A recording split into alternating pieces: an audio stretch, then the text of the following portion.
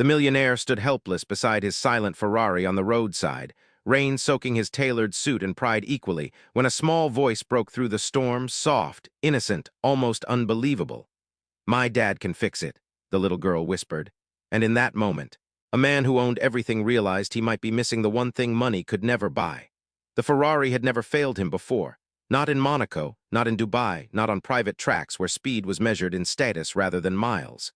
Yet here it was, dead on a forgotten country road, its glossy red body mocked by mud and rain as the billionaire stood frozen beside it, phone pressed to his ear. No signal, no driver, no assistance, no world-class mechanics rushing to save him, just silence and the growing panic he refused to admit.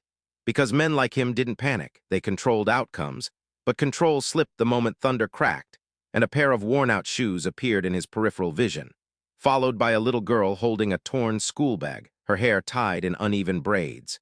Eyes far too calm for someone standing next to a stranger and $1 million car, and before he could tell her to step back, before he could mask his irritation, she whispered those words. "My dad can fix it." Not loud, not proud, just certain, like it was the most normal thing in the world, and he almost laughed, not out of cruelty but disbelief. Because what could a man who raised a child like this possibly know about a machine engineered by the best minds in Europe? Yet something in her eyes stopped him, something steady and unafraid. And before logic could intervene, he heard himself asking where her father was, to which she pointed toward a small, dim house across the field, its lights flickering like it was unsure it deserved to stay on, and against every instinct shaped by boardrooms and contracts.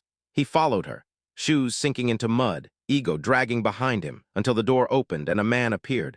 Oil-stained hands, tired shoulders, eyes that had seen more struggle than success. And when the girl repeated her words to her father, he didn't hesitate, didn't ask what kind of car, didn't flinch at the storm. He just nodded, grabbed an old toolbox, and walked toward the Ferrari like it was just another problem life had placed in his path.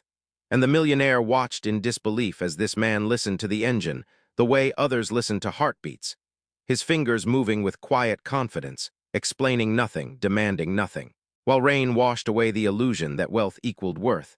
And for the first time in years, the billionaire felt small, not because he was powerless, but because he realized how little he actually understood about resilience, dignity, and the kind of strength that didn't announce itself. And as the engine finally roared back to life, louder than the storm, the girl clapped softly, smiling up at her father like he was the richest man alive. And in that moment, standing beside his revived Ferrari, the billionaire felt something crack inside him, something deeper than pride. Because the car was fixed, but he wasn't sure he was. When the engine came alive and the storm began to fade, the millionaire reached for his wallet out of habit, pulling out crisp bills without even counting them, ready to pay the problem away like he always did. But the father raised his hand gently, not offended, not impressed, just firm, saying, "She said I could fix it, not that I'd sell it."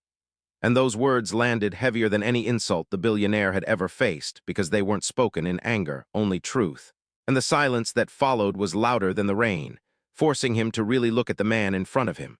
Not as a mechanic, not as a poor stranger, but as a father whose entire world stood beside him holding an empty lunchbox and a full heart. And something shifted, something uncomfortable and necessary, as the billionaire asked why they were out so late. Only to learn the girl walked this road every day after school because the bus no longer came to their area, funding cut, forgotten like so many things that didn't profit anyone. And as the father spoke, not complaining, just explaining, the billionaire saw reflections of decisions he had signed off on, numbers he had approved without faces attached, lives reduced to margins. And guilt settled in quietly, staying longer than expected, and instead of offering money, he offered a ride, then another the next day, then quietly arranged transportation for every child on that road without ever attaching his name to it.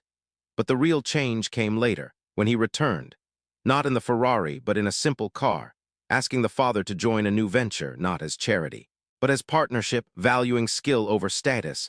And the man hesitated, not because he doubted himself, but because he didn't want his daughter to grow up thinking kindness was a transaction, and the billionaire promised her it wouldn't be.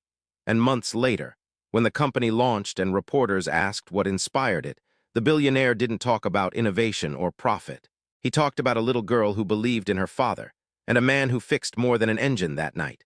Because sometimes the richest moments don't happen in boardrooms or luxury garages, but on muddy roads, beside broken cars, where a child's whisper reminds a powerful man that the greatest legacy isn't what you own, but what you change when no one is watching.